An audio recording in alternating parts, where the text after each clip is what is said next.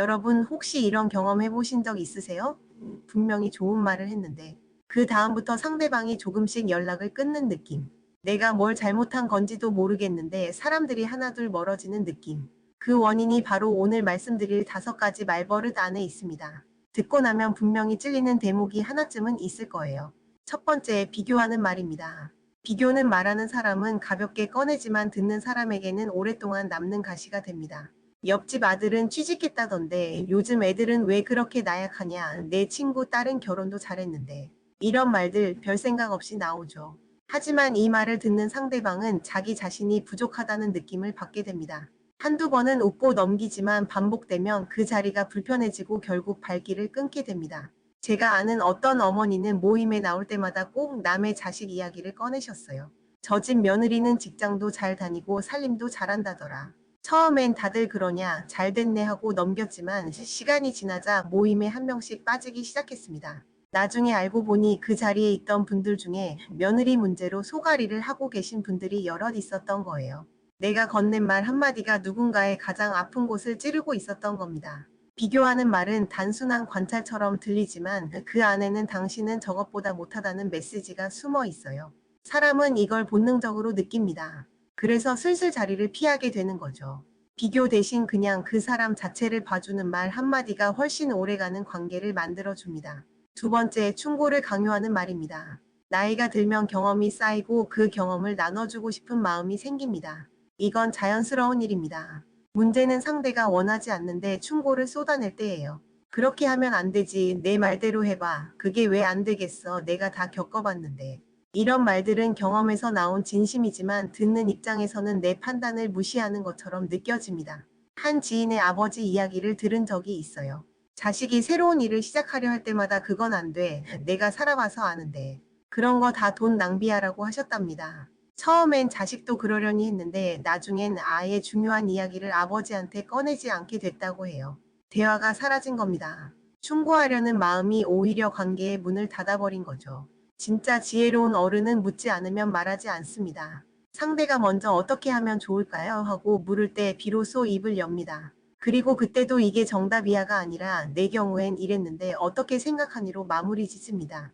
충고는 받는 사람이 원할 때만 빛을 냅니다. 세 번째, 불평과 한탄을 반복하는 말입니다. 요즘 세상이 왜 이래? 나 때는 안 그랬는데 요즘 젊은 애들은 너무 편하게만 살려고 해.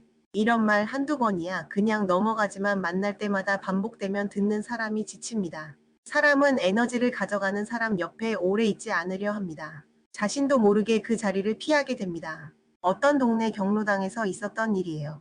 어르신 두 분이 계셨는데 한 분은 갈 때마다 세상 돌아가는 꼴이 엉망이라며 긴 한탄을 늘어놓으셨고 다른 한 분은 오늘 길에서 매화가 피었더라. 오늘 햇살이 참 좋다고 하셨다고 합니다. 시간이 지나자 사람들이 자연스럽게 두 번째 분 쪽으로 모였습니다. 옆에 있으면 마음이 가벼워지는 사람 곁에 사람이 머무는 겁니다. 불평이 나오려고 할 때 잠깐 멈추고 이것 말해서 뭔가 나아지는 게 있나 생각해 보세요.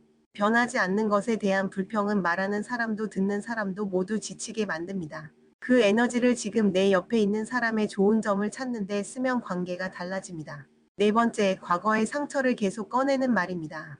옛날에 저 사람한테 얼마나 상처를 받았는지 알아. 그때. 그 일만 생각하면 아직도 화가 나. 그 친구는 그때 나한테 너무했어. 이런 말들을 반복하다 보면 어떤 일이 벌어지는지 아시나요? 듣는 사람이 점점 무거워집니다. 처음엔 위로해 드리려 하지만 몇 번이 지나면 그 자리가 부담스럽고 힘들어집니다. 과거의 상처를 꺼내는 건 그 아픔이 아직 해소가 안 됐다는 신호입니다. 근데 그걸 계속 반복한다고 상처가 낫는 게 아니에요. 오히려 계속 그 상처를 건드리는 게 됩니다. 한 심리학자가 이런 말을 했어요. 상처를 말로 꺼낼 때마다 그 기억은 다시 생생하게 되살아난다고요. 결국 나도 힘들고 주변도 힘든 일이 됩니다. 이미 지난 일은 바꿀 수 없습니다. 하지만 그 일을 어떻게 바라보느냐는 바꿀 수 있어요. 그때 그 사람 때문에 내가 강해졌어. 그 일이 있었으니까 지금의 내가 있어. 이렇게 말할 수 있을 때 비로소 그 상처에서 자유로워지고 주변 사람들도 당신 곁에 더 오래 머물게 됩니다. 다섯 번째, 무관심을 드러내는 말입니다. 이건 뭔가를 말해서 생기는 문제가 아니에요. 오히려 들어야 할 때 듣지 않아서 생기는 문제입니다. 상대방이 힘든 이야기를 꺼내는데 그래서 어쩌라고 그게 뭐 대수라고. 나도 그런 거 다 겪었어 하고 넘겨버리는 것. 이 순간 상대방은 이 사람에게 내 이야기를 해도 소용없다는 걸 느낍니다. 그 다음부터는 진짜 이야기를 꺼내지 않게 됩니다. 관계는 말을 많이 한다고 깊어지지 않습니다. 잘 들어줄 때 깊어집니다. 어떤 분이 이런 말씀을 하셨어요. 내 친구 중에 딱히 말을 잘하는 것도 아닌데 그 친구 옆에 있으면 왜인지 모르게 편하고 또 만나고 싶더라고. 알고 보니 그 친구는 내 말이 끝날 때까지 단 한 번도 말을 자르지 않았던 거예요. 그것만으로도 관계는 달라집니다.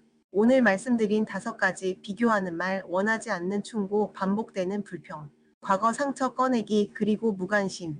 이것들은 우리가 나쁜 마음을 먹어서 하는 말들이 아닙니다. 대부분은 아무 생각 없이 습관처럼 나오는 말들이에요. 그래서 더 무서운 겁니다. 이런 말들이 입에서 나오려고 할 때 딱 한 박자만 쉬어보세요. 이 말이 상대방에게 어떻게 들릴까? 이 말을 하고 나면 이 사람이 나를 또 보고 싶어 할까? 그 한 박자가 관계를 살립니다. 말은 한 번 뱉으면 주워 담을 수 없어요. 하지만 오늘부터라도 조금씩 바꿔나갈 수는 있습니다. 나이가 들수록 말은 줄이고 옮기는 더하는 사람. 그런 사람 곁에 사람들이 모이고 그 자리가 따뜻하게 오래 이어집니다. 여러분의 관계가 오늘보다 내일 더 따뜻해지기를 진심으로 응원합니다. 감사합니다.